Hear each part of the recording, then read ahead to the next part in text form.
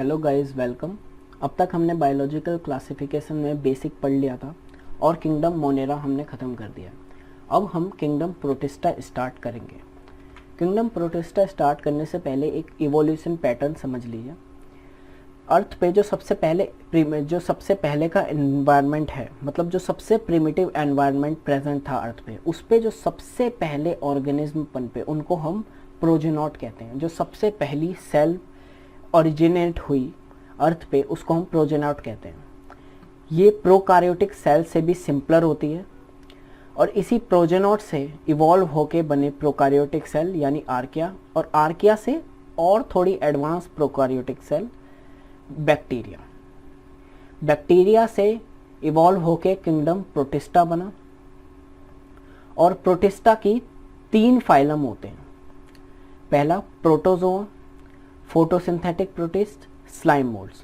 Protozoans animal like protist होते हैं और इन्हीं से आगे इवॉल्व होके किंगडम एनिमेलिया बना।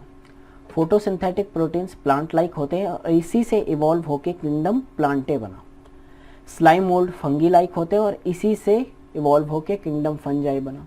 ये एक इवोल्यूशन पैटर्न है। अर्थ पे सबसे पहले जो प्रिमिटिव एटमॉस्फेयर प्रेजेंट था उस पे जो सबसे पहली सेल बनी, जो सबसे पहला लिविंग ऑर्गेनिज्म, लिविंग सेल बनी, उसको हम प्रोजेनॉट कहते हैं। प्रोजेनॉट से आर्किया, आर्किया से बैक्टीरिया, बैक्टीरिया से प्रोटिस्टा और प्रोटिस्टा से तीनों किंगडम इवॉल्व हुए हैं। तो किंगडम प्रोटिस्टा स्टार्ट करते हैं। किंगडम प्रोटिस्टा में यूनिसेलुलर ऑर्गेनिज्म आते हैं लाइक मोनेरा। मोनेरा भी यूनिसेलुलर होता है और किंगडम प्रोटिस्टा भी यूनिसेलुलर होता है, लेकिन डिफरेंस क्या होता है कि उसमें प्रोकार्योटिक सेल होती है, इसमें यूकार्योटिक सेल होती है। मतलब इसके पास जेनेटिक मटेरियल के अराउंड न्यूक्लियर मेम्ब्रेन प्रेजेंट होती है, इसके अंदर न्यूक्लियस प्रेजेंट होता है। प्रोकार्योटिक सेल में सेल ऑर्गेनिल्स भी पाए जाते हैं। और किंगडम प्रोटिस्टा पे के ऑर्गेनिज्म ज़्यादातर एक्वाटिक होते हैं। किंगडम प्रोटिस्टा की 3 फाइलम्स हैं, अभी हमने देखा, और इनके तीनों फाइलम्स सब फाइलम्स में डिवाइडेड हैं। जैसे कि प्रोटोजोआंस के 4 सब फाइलम्स हैं, फ्लैजिलेटेड, सिलिएटेड, अमेबॉइड, स्पोरोजोआंस। और फोटोसिंथेटिक के 3 हैं, क्राइसोफाइट्स, पायरोफाइट्स, इग्लेनोफाइट्स। इन सभी सब फाइलम्स को हम ब्रीफ में पढ़ेंगे। तो सबसे पहले हम पढ़ेंगे photosynthetic protist. Photosynthetic protist plant like protist होते हैं जो कि 3 सब फाइलम में डिवाइडेड हैं, क्राइसोफाइट्स, इग्लेनोफाइट्स एंड पायरोफाइट्स। क्राइसोफाइट्स जो हैं वो उनमें सारे डायटम्स आते हैं जो कि एक्वाटिक होते हैं, और but some of them are terrestrial also. इनके पास क्लोरोफिल ए और क्लोरोफिल सी प्रेजेंट होता है जो कि फोटोसिंथेसिस करने में हेल्प करता है, वो पिगमेंट। इनका नेचर फ्री फ्लोटिंग होता है। फ्री फ्लोटिंग यानी ओशन के सरफेस पे, ऊपरी सरफेस पे ये फ्री फ्लोट करते हैं, और इन फ्री फ्लोटिंग ऑर्गेनिज्म को हम फाइटोप्लैंक्टन्स कहते हैं। फाइटोप्लैंक्टन्स ओशियन के सरफेस पे फ्री फ्लोट करते हैं। जो ये आप इमेज में ब्लू कलर के ऑर्गेनिज्म देख रहे हो, ये फाइटोप्लैंक्टन्स हैं, ये क्राइसोफाइट्स हैं, डायएटम्स। इनकी जो सेल वॉल है वो सेल्यूलोज की बनी होती है, जो कि जैसे कि किंगडम मोनेरा था, जो बैक्टीरियाज थे उनकी सेल वॉल कैसी थी, पेप्टिडोग्लाइकन की बनी होती। लेकिन जो क्राइसोफाइट्स हैं इनकी सेल वॉल सेल्यूलोज की बनी हुई है, और इनकी सेल वॉल में सिलिका भी पाया जाता है जो कि इनकी सेल को, इनकी बॉडी को इनडेस्ट्रक्टेबल बनाता है। ये जो क्राइसोफाइट्स हैं ये बहुत पहले से प्रेजेंट हैं अर्थ पे, for over billions of years. तो जब इनकी डेथ हुई ये बॉटम ऑफ द ओशियन चले गए और निचली सतह पर जाके जमा हो गए, जिसकी वजह से ओशियन की निचली सतह इनकी सेल वॉल से इकट्ठी हो गई, और ओशियन की निचली सतह को हम डायटोमियस अर्थ बोलने लगे, क्योंकि इनकी जो सेल वॉल है वो बॉटम ऑफ द ओशियन, नीचे का जो सरफेस एरिया है उस पे जाके जमा हो गई। ये डायटोमियस अर्थ ग्रीटी नेचर की होती है, जो कि ह्यूमन वेलफेयर में काफ़ी यूज़फुल होती है, जैसे कि polishing, filtration of oils, making of fire proof bricks, water purification system. काफ़ी इम्पोर्टेंट नेचर होता है ह्यूमन वेलफेयर में इनका, डायटोमियस अर्थ का। इनकी जो सेल वॉल होती है 2 हिस्सों में डिवाइडेड होती है, और ये सेल वॉल एक दूसरे पे ओवरलैप करती है, जैसे कि सोप बॉक्स में होता है। इमेज जैसे कि इसकी हो गई, ये एक सेल वॉल का एक हिस्सा और दूसरी सेल वॉल, तो ये इनका अंदर का लिविंग मैटर हो गया यहाँ पे, और इनकी जो सेल वॉल है ऐसे प्रेजेंट होती है कि एक सेल वॉल दूसरी सेल वॉल पे ऐसे ओवरलैप करके प्रेजेंट होती है, लाइक ए सोप बॉक्स, जैसा कि हम जानते हैं। नेक्स्ट है पायरोफाइट्स। पायरोफाइट्स में डाइनोफ्लैजिलेट्स आते हैं। नाम से पता चल रहा है इनके पास फ्लैजिला प्रेजेंट होगा और वो 2 की क्वांटिटी में प्रेजेंट होगा। डाइनोफ्लैजिलेट्स, डाइनोफ्लैजिलेट्स जो होते हैं वो मराइन वाटर में प्रेजेंट होते हैं। मराइन वाटर यानी समुद्री पानी में प्रेजेंट होते हैं। ये फोटोसिंथेसिस कर सकते हैं, इनके पास भी काफ़ी सारे कलर पिगमेंट्स पाए जाते हैं। इनकी जो सेल वॉल है वो स्टिफ सेल्यूलोस प्लेट्स की बनी होती है, प्लेट्स की, सेल्यूलोस प्लेट्स की बनी होती है। जैसे कि आप इस फिगर में आप देख रहे हैं, ये सेल्यूलोस की प्लेट्स से इनकी सेल वॉल बनी होती है। इनके पास जो है फ्लैजेला होते हैं और 2 फ्लैजेला होते हैं। एक जो होता है लॉन्गिट्यूडनल पाया जाता है, जैसे कि आप देख रहे हैं ये लॉन्गिट्यूडनल फ्लैजेला, और दूसरा transverse between the cell wall plates. Cell wall plates के बीच में फ्लैजेला पाया जाता है, जिसे हम ट्रांसवर्स फ्लैजेला कहते हैं। जो ये लॉन्गिट्यूडनल फ्लैजेला है फॉरवर्ड मूवमेंट में हेल्प करता है, और जो ये ट्रांसवर्स फ्लैजेला है ये बॉडी के मोशन, सर्कुलर मोशन में हेल्प करता है। इसके पास पायरोफाइट्स के पास काफ़ी सारे कलर पिगमेंट्स पाए जाते हैं, रेड, येलो, ब्लू, ब्राउन। जो इसमें रेड पिगमेंट होता है, यानी जो रेड डाइनोफ्लैजिलेट्स होते हैं वो काफ़ी तेज़ी से मल्टीप्लिकेशन करते हैं, जिसकी वजह से जो सी होता है, जो समुद्र होता है, वो रेड अपीयर होता है। और उस रेड अपीयरिंग सी को, उस पार्ट को हम रेड टाइड कहते हैं। जैसे कि आप देख रहे हैं ये समुद्री पानी में ये रेड टाइड बना हुआ है। ये रेड डाइनोफ्लैजिलेट्स हैं जो कि बहुत जल्दी डिवाइड करते हैं, जो बहुत जल्दी रिप्रोड्यूस करते हैं। इसको हम रेड टाइड बोलते हैं। और ये रेड टाइड में से टॉक्सिन्स रिलीज होते हैं। टॉक्सिन्स वो मतलब जो डिजीज कर सकें।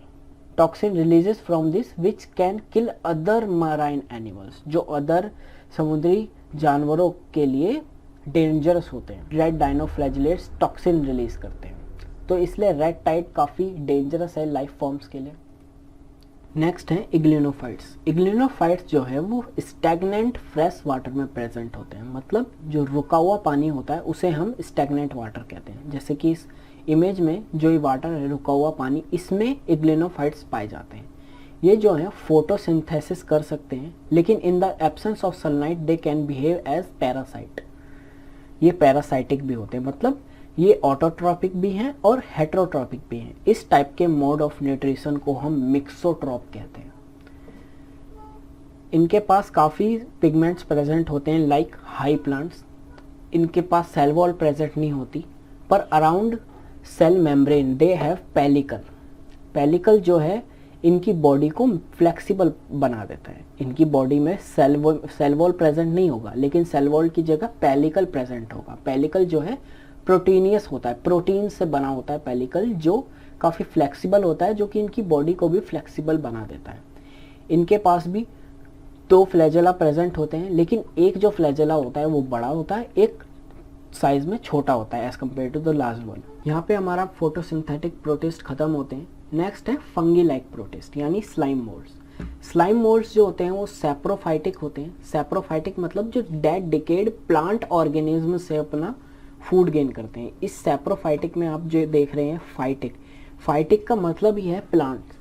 अगर यहाँ पे जोआ लिखा होता सैप्रोजोआ, तो यानी ये डेड डिकेड एनिमल बॉडी से अपना फूड गेन कर रहे हैं, लेकिन यहाँ पे ये होते हैं सैप्रोफाइटिक, ये डेड डिकेड प्लांट बॉडी से अपना फूड गेन करते हैं। इनकी जो बॉडी होती है वो डेड डिकेइंग जो टहनियाँ हो गई, ट्विग्स माने टहनियाँ और पत्ते हो गए, उनके ऊपर पाई जाती है, और ये उन्हीं से उनका ऑर्गेनिक मटेरियल गेन करते हैं, उनका फूड मटेरियल गेन करते हैं, उनसे फूड अपना लेते हैं। जैसे कि आप देख रहे हैं ये एक टहनी है, इसके ऊपर ये क्या प्रेजेंट है, स्लाइम मोल्ड प्रेजेंट है एग्रीगेशन फॉर्म में। They live as aggregates and that form is known as Plasmodium.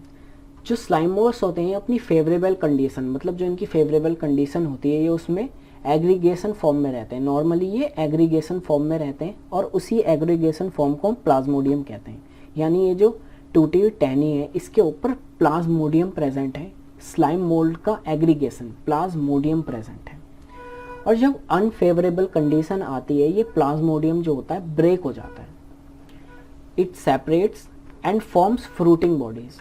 जैसे कि आप देख रहे हैं ये एक स्लाइम मोल्ड है और इसके ऊपर ये फ्रूटिंग बॉडी बना लेता है जिसके अंदर स्पोर प्रेजेंट होते हैं और यही स्पोर्स हवा के झोंकों से उड़ जाते हैं और जब फेवरेबल कंडीशन आती है उस फेवरेबल कंडीशन में ये नए स्लाइम मोल्ड्स की तरह ग्रो करते हैं। इनके पास स्लाइम मोल्ड्स के पास सेल वॉल प्रेजेंट नहीं होती, लेकिन जो इनके स्पोर्स होते हैं उनके पास सेल वॉल पाई जाती है।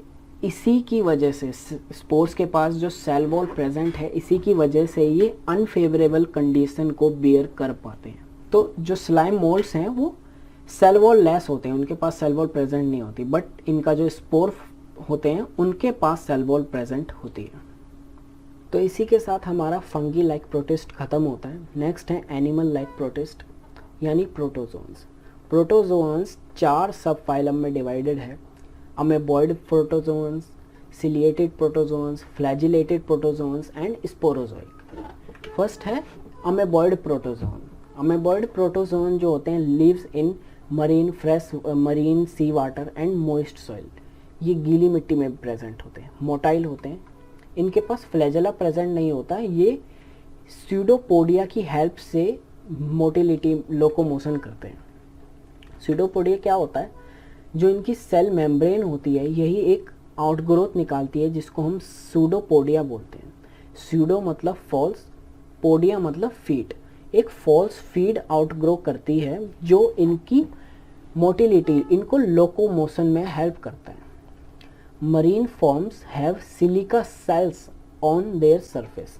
जैसे कि आप इस पिक में देख रहे हैं, इनकी जो बॉडी सरफेस होता है इनके ऊपर सिलिका सेल्स प्रेजेंट होती है, सिलिका की शेल्स प्रेजेंट होती है। इसका एग्जांपल है एंटा अमेबा हिस्टोलिटिका। ये एक पैथोजेनिक प्रोटोजोआ है जो हमारी ह्यूमंस की इंटेस्टाइन को इन्फ्लेमेट करता है, जिसकी वजह से काफ़ी अलग अलग सिम्टम्स देखने को मिलते हैं, जैसे कि फीवर, हेडेक भी देखने को मिलेगा एंटा अमेबा हिस्टोलिका। नेक्स्ट है फ्लैजिलेटेड प्रोटोजोन्स। फ्लैजिलेटेड प्रोटोजोन्स नाम से ही पता चल रहा है इनके पास फ्लैजेला प्रेजेंट होगा, यानी ये फ्लैजेला की मदद से मूव करेंगे। है flagella and they can be free living और parasitic which can cause disease.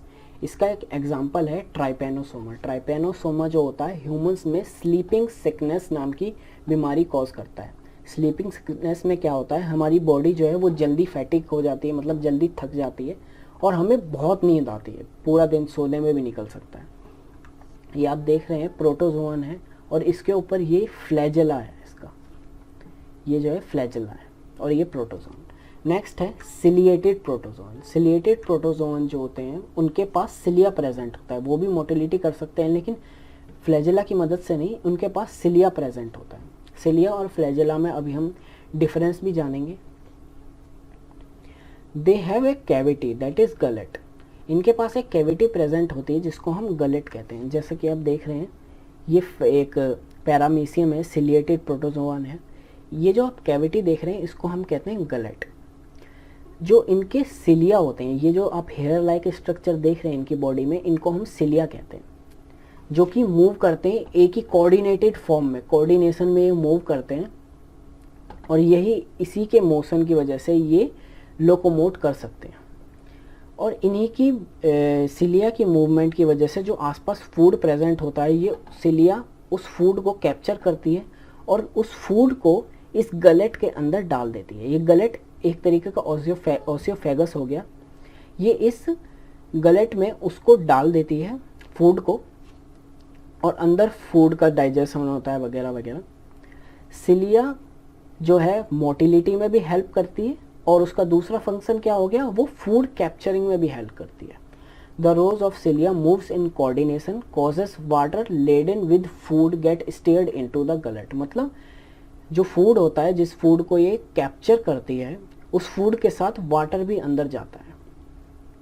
इसका एग्जाम्पल है पैरामीशियम। जो सिलिया और फ्लैजेला होते हैं उसके अंदर डिफरेंस क्या होता है, जो सिलिया होते हैं वो शॉर्ट होते हैं, हेयर लाइक स्ट्रक्चर होता है, काफ़ी छोटे होते हैं, जैसे कि फ्लैजेला ये काफ़ी बड़ा होता है लेंथ में, लेकिन जो सिलिया होते हैं वो बहुत छोटे होते हैं। दूसरा अंतर है कि फ्लैजेला होगा जो होता है वो एक पाया जाएगा, ज़्यादा से ज़्यादा बहुत सारे नहीं पाए जाते हैं, जैसे कि सिलिया है ये पूरी बॉडी पे प्रेजेंट है, लेकिन फ्लैजेला ज़्यादा क्वांटिटी में फ्लैजेला पाए नहीं जाते हैं। अराउंड 5 to 10 माइक्रोमीटर इसका लेंथ होता है और इसका लेंथ होता है 150 micrometre. Only found in eukaryotic cell. और फ्लैजेला जो होते हैं वो प्रोकारियोटिक सेल में भी होते हैं और यूकारियोटिक सेल में भी होते हैं। हमने किंगडम मोनेरा में भी पढ़ा था, उनके पास फ्लैजेला भी प्रेजेंट होता है। जो सिलिया होते हैं throughout the cell present होते हैं, पूरी सेल पे प्रेजेंट होंगे जो सिलिया है, लेकिन जो फ्लैजेला होता है वो 2 पोल पे प्रेजेंट होगा, जैसे कि यहाँ हो गया या फिर यहाँ हो गया, दोनों पे प्रेजेंट हो गया, गुच्छे में भी प्रेजेंट हो सकता है एक पोल में, तो ये पूरी सेल पे प्रेजेंट नहीं होता फ्लैजेला। जो सिलिया होते हैं ये कोऑर्डिनेशन में मूव करते हैं, और जबकि जो फ्लैजेला होते हैं इंडिपेंडेंटली मूव करते हैं। जो फ्लैजेला होगा अगर वो 2 भी प्रेजेंट होंगे तो वो उस एक का फ्लैजेला का मूवमेंट दूसरे फ्लैजेला के मूवमेंट पे डिपेंड नहीं करेगा। Next and last, sporozoans. Sporozoans जो होते हैं वो एंडोपैरासाइट होते हैं। एंडोपैरासाइट मतलब जो एनिमल की बॉडी के अंदर रहते हैं, वहीं पे रिप्रोड्यूस करते हैं और वहीं से अपना फूड गेन करते हैं, और ये अंदर रह के ही हमारे को डिजीज़ कॉज करते हैं। ये लोकोमोशन नहीं कर सकते हैं। इनका एक एग्जांपल है प्लाज्मोडियम। ये जो प्लाज्मोडियम है और एक हमने स्लाइम मोल्ड में प्लाज्मोडियम पढ़ा था, दोनों का बस नाम सेम है लेकिन दोनों काफ़ी अंतर है। जैसे कि स्लाइम मोल्ड में वो एग्रीगेशन ऑफ स्लाइम मोल्ड था, उसे हम प्लाज्मोडियम कहते हैं, और जबकि प्लाज्मोडियम स्पोरोजोन वाला जो है वो है जो एक पैरासाइट जो मलेरिया कॉज करता है। प्लाज्मोडियम जो होता है वो मलेरिया कॉज करता है ह्यूमंस में। हमें मलेरिया कैसे होता है? मच्छर के काटने से। वो मच्छर जिसके अंदर प्लाज्मोडियम प्रेजेंट होगा वही मच्छर हमें मलेरिया कॉज कर सकता है। नॉर्मल मच्छर हमें मलेरिया कॉज नहीं करता है। वो मच्छर जिसके अंदर प्लाज्मोडियम प्रेजेंट होगा, एक पैरासाइट प्रेजेंट होगा, वो मच्छर जब हमें काटेगा ये प्लाज्मोडियम हमारी बॉडी में चला जाएगा, जिसकी वजह से हमें मलेरिया कॉज होगा। यहीं ये किंगडम प्रोटिस्टा ख़त्म होता है। अगर आपको लेक्चर समझ आया हो तो ज़रूर लाइक करें। Thank you.